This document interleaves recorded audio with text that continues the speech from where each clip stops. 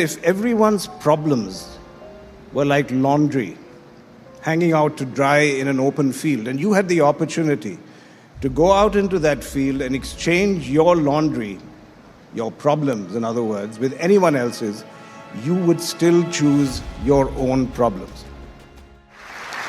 I'm not the usual suspect class day speaker for sure. I come from another profession, the often undiplomatic world of commerce. I come from halfway around the world. I'm not an alumnus. But when I asked Dean Kite, she said the reasons for which they invited me were, in fact, all of the above. But I'm not here to try and dispense any unique wisdom. As the proverbial schoolgirl wrote, Socrates was a wise Greek philosopher, and he went around dispensing gratuitous advice, and they poisoned him. So I deeply fear that fate.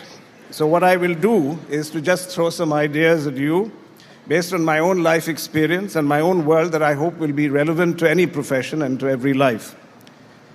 Now picture, if you will, the world in 1946 when my father stood here. The Second World War had just ended. Independence for India was just around the corner, as Rachel mentioned. The beginning of the end of colonialism was in sight. And details of the full extent of the death and the destruction and the horrors of the Holocaust of Hiroshima and Nagasaki, they were just emerging. The problems of peace were every bit as convoluted as the problems of war. And to my father in 1946, the world must have looked hopeful, but immensely complicated. And yet I wonder what my father would say about the world as we see it today. We are wrestling with climate change, pandemics, terrorism, energy crises, social inequities, to name just a few. And because of their trans-border impact, these issues too now fall within the ambit of diplomacy, of international affairs, of international law. And what would my father have made of the impact of technology? In many cowboy movies, the appearance of the hero or villain is often preceded by his shadow. We now have a new cowboy in town, heralded by a lengthening shadow, the shadow of the Metaverse. Entrepreneurs are buying up real estate on it. Countries are opening up virtual embassies in it. And through the Metaverse, we can live not just a virtual second life, but also a parallel life where the virtual intersects with reality and the boundaries between the two grow more and more blurred. Now, in many ways, it may actually enhance the effectiveness of diplomacy. Virtual face-to-face negotiations may become as effective as in-person ones. Global summits, and indeed side conversations where you can interact virtually, where you can smell the coffee almost, can lead to both quicker responses and actually make a dent in climate change. On the other hand, the Metaverse is likely to turn out to be the new Wild West. What laws will govern it? Who will have jurisdiction and over what? Who will own the new forms of data that the Metaverse is going to generate? Pupil dilation, heartbeat rates, biometric data. What happens to free speech and to privacy? The Metaverse, and indeed the technology-driven world of the future, is going to be like the Force, from Star Wars, of course. But as all of you know, by itself, the Force is neither good nor bad. It depends on who uses it and towards what end. So these are all the portentous issues that your generation will have to grapple with. But yours is not the usual graduating class.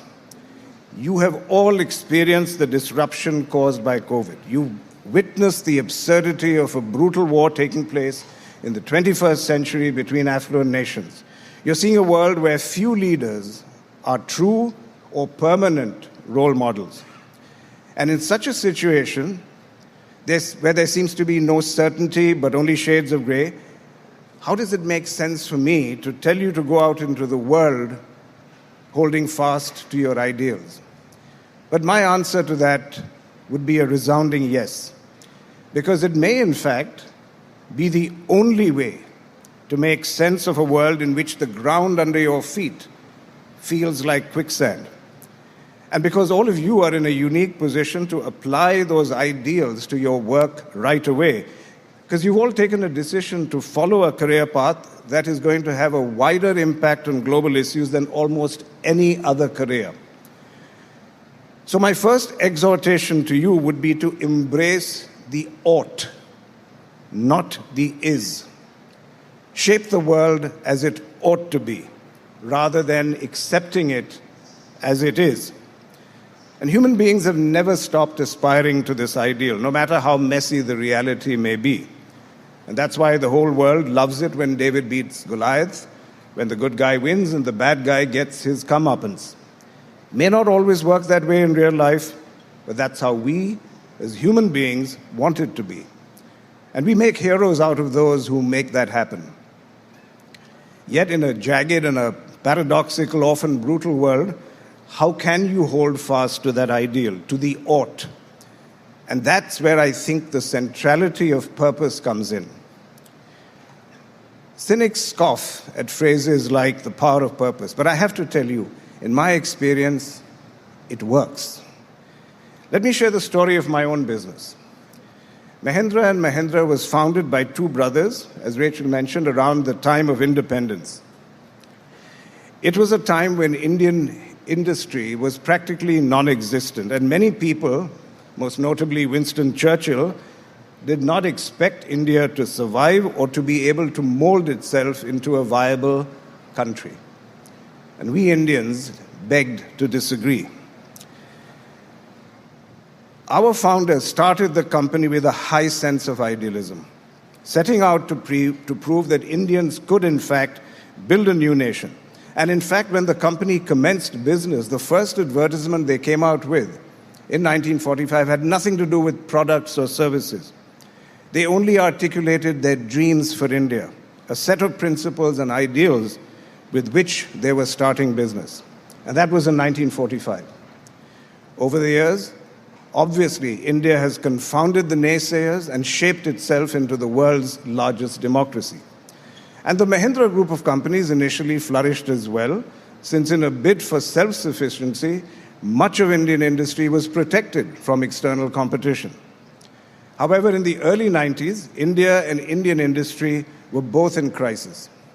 Faced with the prospect of running out of foreign exchange reserves, India took the radical step of liberalizing its closed economy, and after decades of being protected, suddenly the world's most powerful companies were at our doorstep, anxious to get a temptingly large piece of the Indian pie.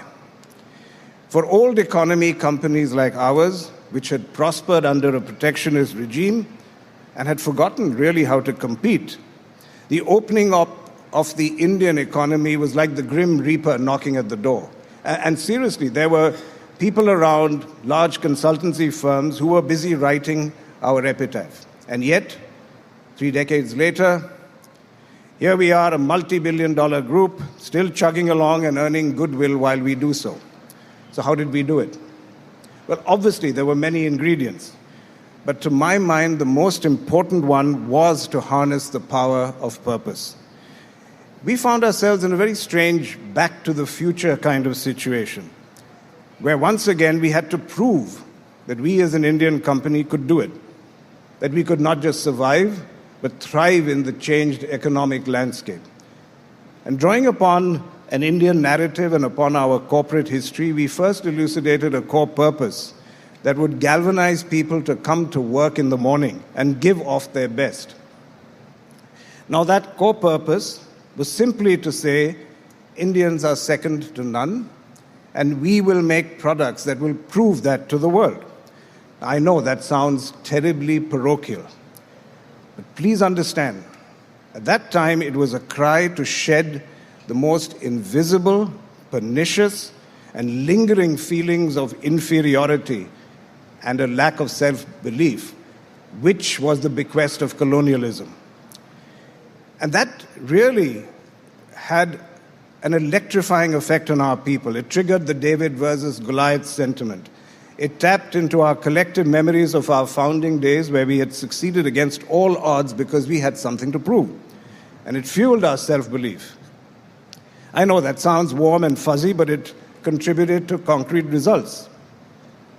Between 2002 and 2013, our profits went up 33 times. Our stock price went up 72 times. Now, that took a lot of hard work. But that hard work came about because people were motivated by a sense of purpose. Today, our core purpose has changed. We recognize that as we became transnational, we needed a more global and a more inclusive rallying cry. Now, our core purpose is almost as compact. It is to drive positive change in the lives of our communities to enable them to rise. And we often encapsulate that in just the one single word, rise. Now, how that credo precisely evolved is a longer story, but let me tell you that if you asked any one of our 250,000 strong global family what it is that differentiates our company, what it is that gets them to come into work every day, they will say it's our purpose. There's extraordinary alignment around that credo. And I want to underscore the fact that we adapted our purpose to new realities. I believe it's important to accept that purpose can evolve and it can transform, because many of the problems of the world that I alluded to earlier simply arose out of rigid and immutable mindsets. Now, I'm a hard-headed businessman, not an armchair philosopher, but personal experience has taught me never to underestimate the power of purpose in business or in life. And there's no shortage of role models. But I'm not talking about larger-than-life cliched icons.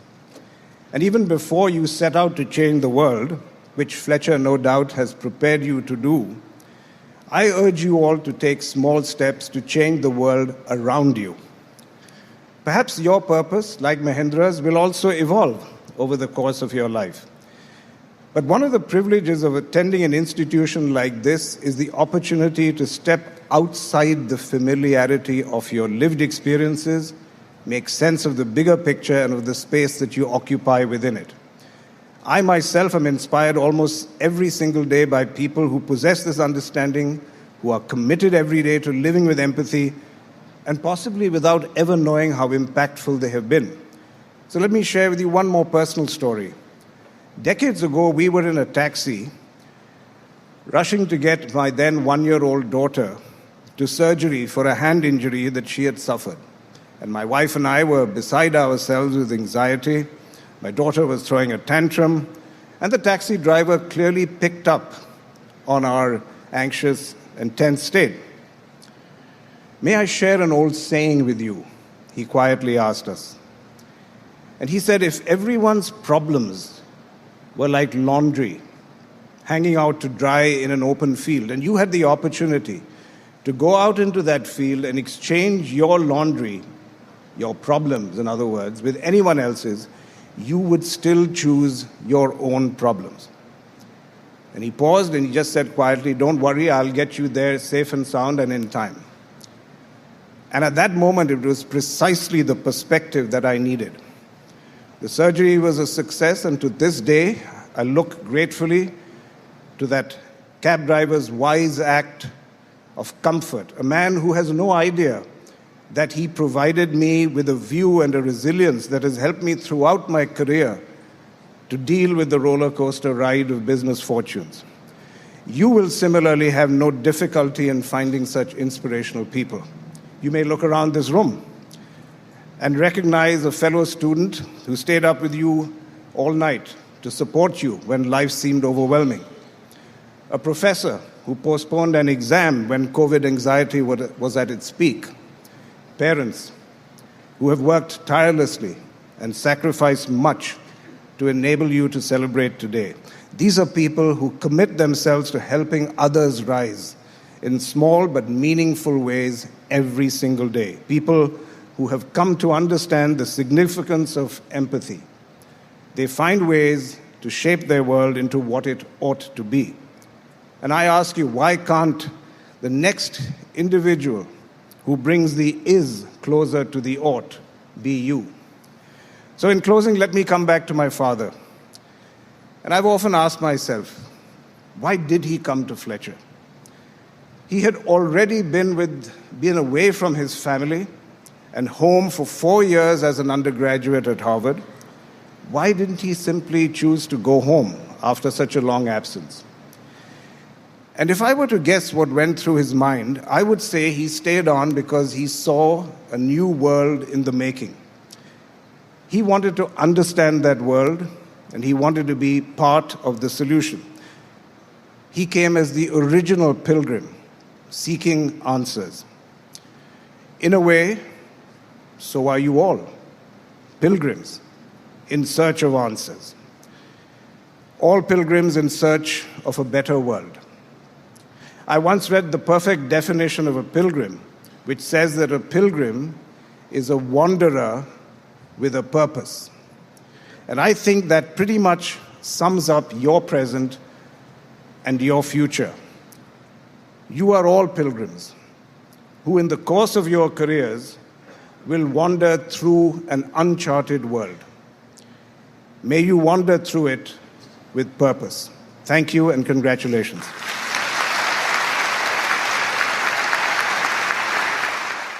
Visit our site, EnglishSpeechChannel.com, for exclusive access to video transcripts, offline audio, English lessons, and private classes. Don't forget to explore our free and new ebooks. Also, subscribe to our weekly newsletter for the latest updates. Links in the description below. Thanks for your support.